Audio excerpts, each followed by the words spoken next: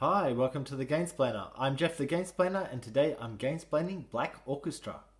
Black Orchestra is a co-op game. The game is won if you manage to kill Hitler. The game is lost if all the players are in prison, if you can't draw an event card when you are required to draw an event card, or if that card is drawn in round 7. You will need items. You will need a plan, and the plan will show you what other items will make it easier for you to kill Hitler.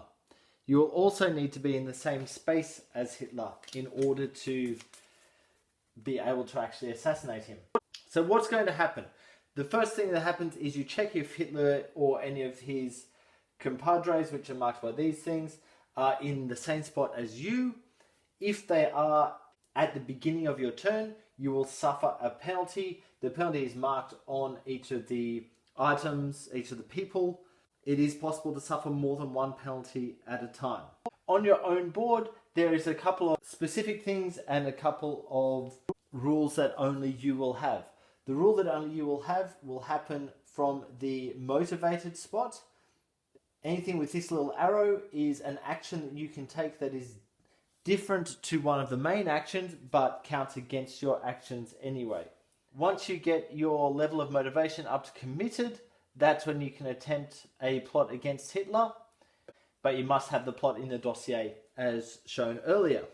Whenever you attempt a plot, you're going to roll dice, depending on how many of the elements of the plot you've managed to actually pull together. What you're trying to do is get as many of these as where this mark is, showing where his military support is. You're also trying to not get as many of them as marked below your suspicion level. So at the moment, if he rolled 1, that's fine. If he rolls 2 of those, it doesn't even matter if he rolls that. We look at this marker first. He's been caught before he's managed to actually make the shot. If it's only 1, then the shot has happened. It's a 3 over 2, and he has won. We have won the game, if that happened to be the roll. So how is the game played? The first thing we do is we check to see if one of these guys is on the same space.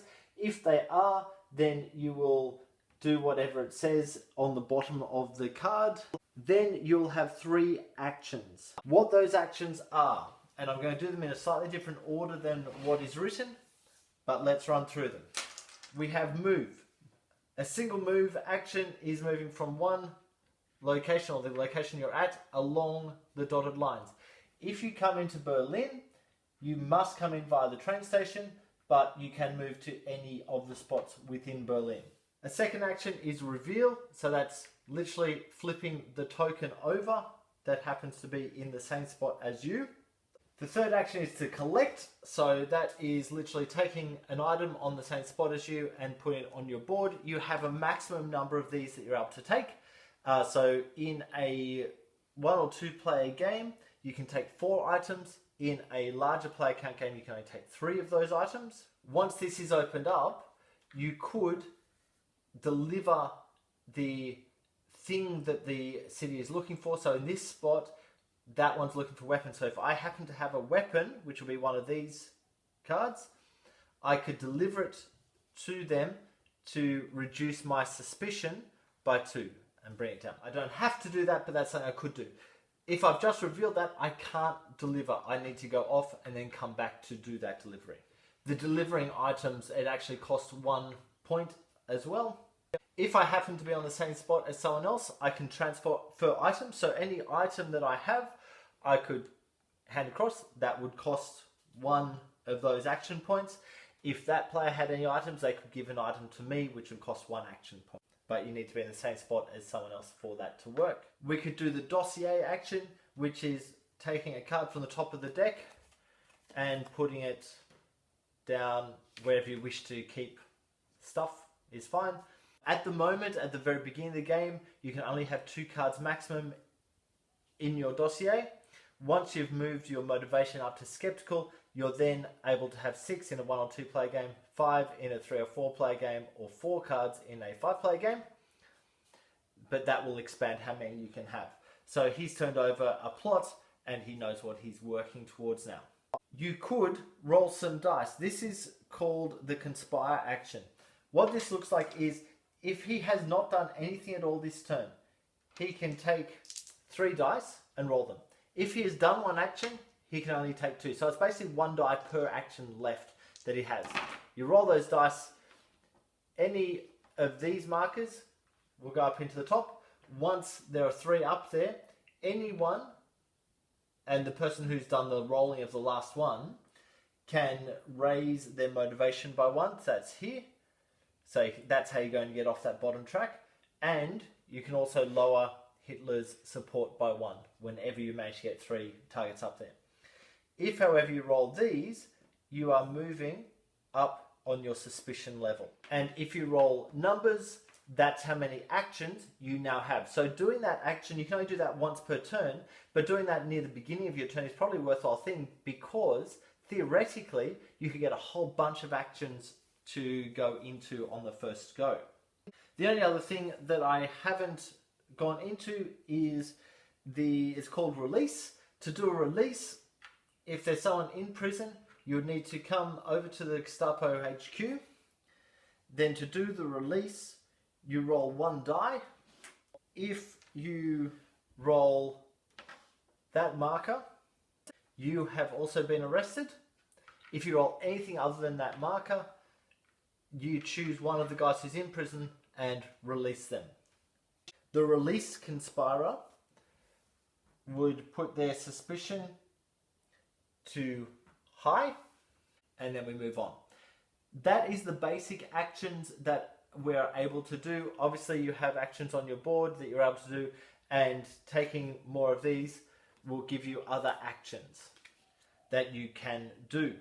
Most of the cards will say discard this card when. You're basically saying I'm doing this action once, and then you discard the card once you've done that action.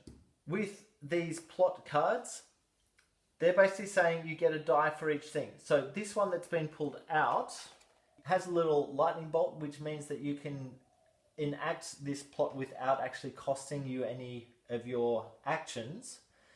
You must attempt this as soon as Hitler has been moved. I'll talk about that in a second. But going for a single plot gets you a die. If you have any of the stuff over on this side, that will add more dice. So firstly, this is saying civilian. So if it was the green one going for it, he would get an extra die. If it's the white guy, because he's Wehrmacht, I hope I said that right, he won't get an extra die. Intel and map is talking about items. So this player has a badge. Intel and map are items that are actually on the board. So at the moment, this player would only have 1 die. There's no point in him even rolling that die because he needs at least, with where Hitler's support is, he would need at least 4 of that symbol before he's able to attack Hitler. If Hitler's support is at 2, he would need to have 2 dice. So he would need to now be working to get these things. What he could do, if he's on the same spot, is he could swap that card across to the other player as that transfer action. The other player now, because he's a civilian, will have 2 dice.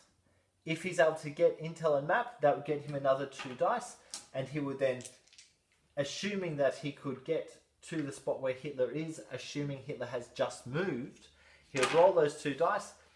What has now happened is absolutely nothing. If he were to roll that, he has been caught and he would go directly to prison because of where he is. If he was here and he rolled 1, that's fine. If he were to roll that, he has passed that because he needs 2 of those to be arrested. If he rolled that, he needs 2 of those signs to make sure that the hit has happened. So he needs at least the 2. And that would be a successful thing. Game has finished. The people have won. Assuming that Hitler hasn't been assassinated in the game over, obviously he would need to be committed to actually do that act. What now happens once one person has taken their turn, which is the up to 3 actions, is the top card of the lowest number is flipped over, and whatever is in this happens. So Hitler's support is raised by 1, Hitler, Goering go to Munich. So Hitler is here at the moment, Goering is there, so both of them go to Munich.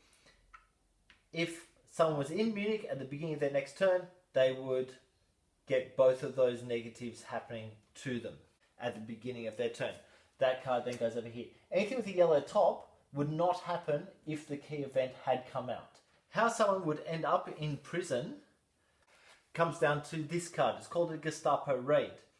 Now, whenever this card turns over at the end of someone's turn, so it's one of these cards, when it's turned over, what happens is anyone whose conspirators are extreme suspicion, which is this guy just here, you notice there's a little SS marker on that, would instantly get sent to prison.